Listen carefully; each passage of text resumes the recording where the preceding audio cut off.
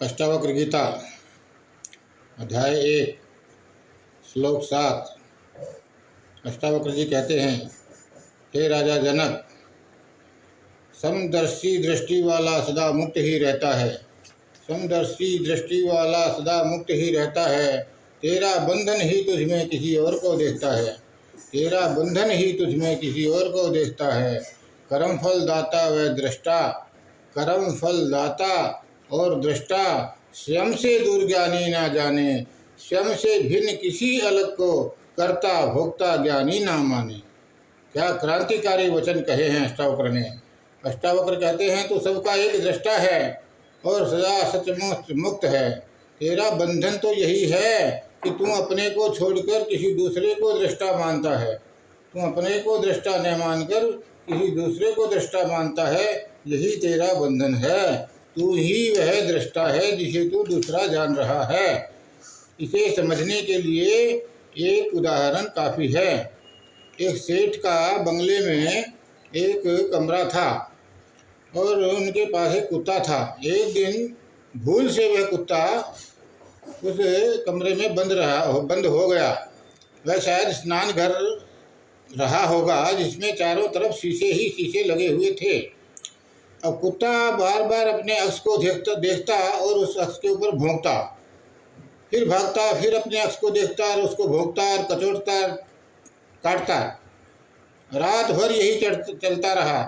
कुत्ता अपने अक्स को देखकर भौंकता रहा और तुम उसकी हालत समझ सकते हो। जब सुबह हुई तो कुत्ता अपने ही खून में लहूलुहान पड़ा था।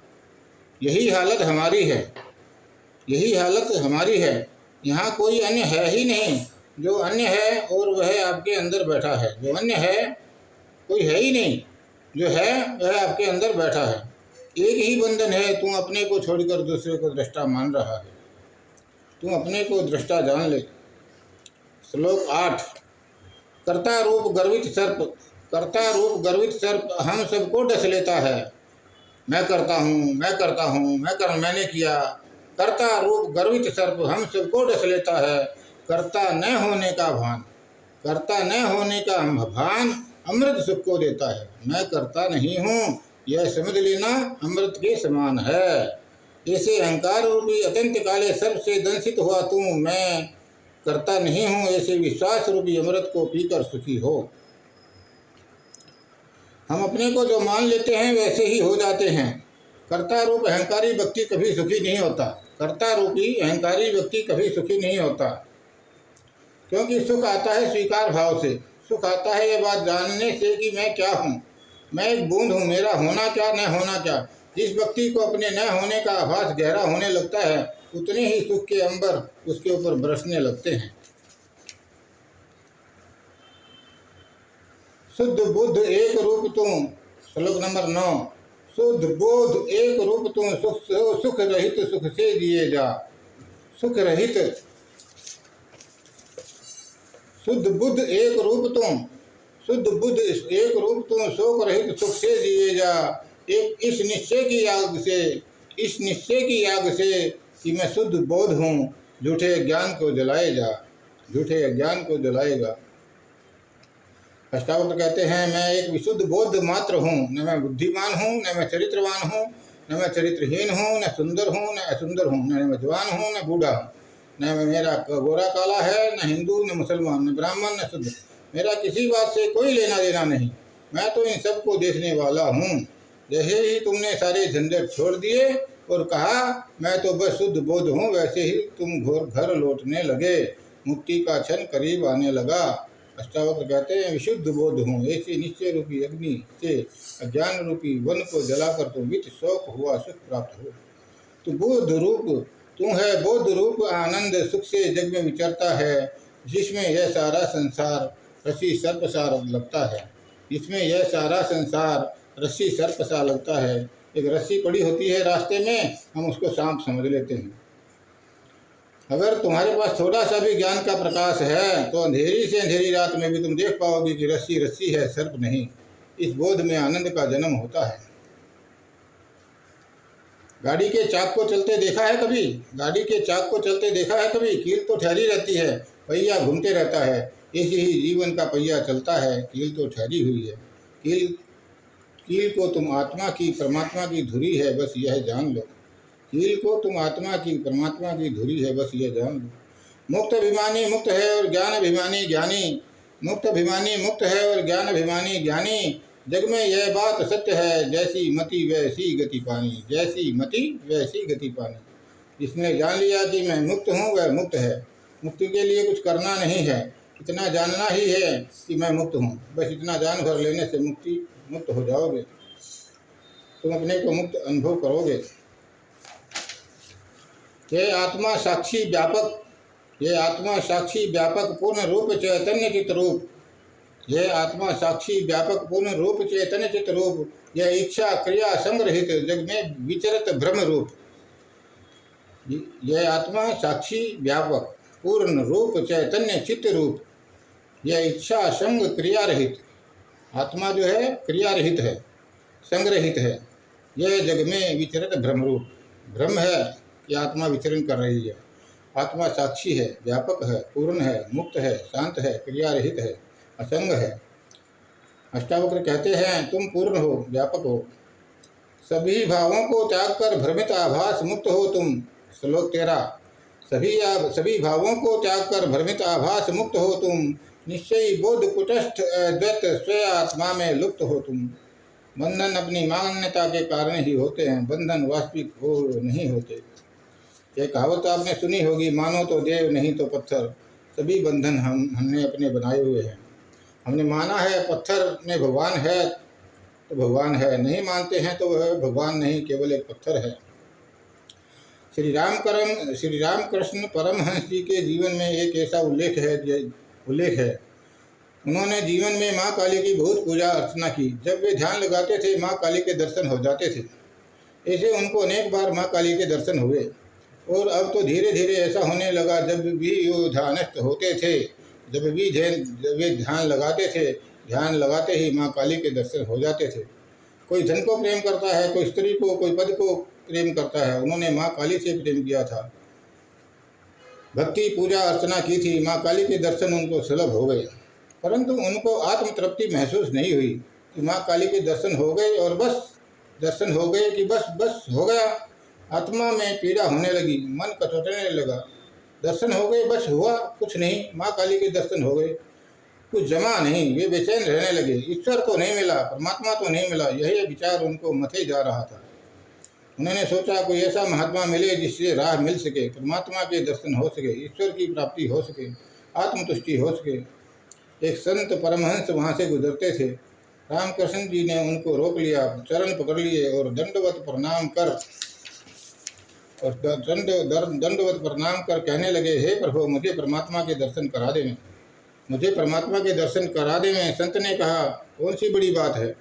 संत ने पूछा, किसकी पूजा अर्चना करते हो, किसकी पूजा अर्चना करते हो? रामकृष्ण ने जवाब दिया, भगवान, मैं तो काली का भक्त हूँ, माँ काली का उपासक हूँ, उनकी ही पूजा अर्चना करता हूँ, उनका ही ध्यान करता हूँ और ध्यान में मुझको उनके दर्शन भी होते हैं। मैं माँ काली को बहुत मानता हूँ। संत ने कहा, यह मान्यता छोड़नी पड़ेगी, यह मान्यता छोड़नी पड़ेगी। रामकृष्ण ने कहा, मान्यता छोड़नी बड़ी कठिन है, जन्म भर उसे साधा है। अब एकाएक अपने आराध्य से मुंह मोड़ लूँ, यह कैसे संभव है? आंख बंद करता हूँ, ध्यान लगाता हूँ, माँ काली की प्रतिमा खड़ी हो जाती है। रस में डूब जाता हूँ और भूल जाता हूँ परमात्मा को पाना है, उनके साथ एक होना है। परंतु जैसे ही ध्यान मग्न होता हूँ, माँ काली आ जाती है। हे प्रभु, मुझे उबारो, मुझे कुछ रास्ता नज़र नहीं आता, मुझे रास्ता दिखा दें। संत ने कहा, ऐसा करो, जब काली की प्रतिमा ध्यान में बने तो उठाना एक तलवार और उस काली की प्रतिमा के 2 टुकड़े कर देना। उठाना एक तलवार और उस काली की प्रतिमा के 2 टुकड़े कर देना। रामकृष्ण ने कहा, वहाँ कहाँ से तलवार लाऊंगा, वहाँ कहाँ से तलवार लाऊंगा?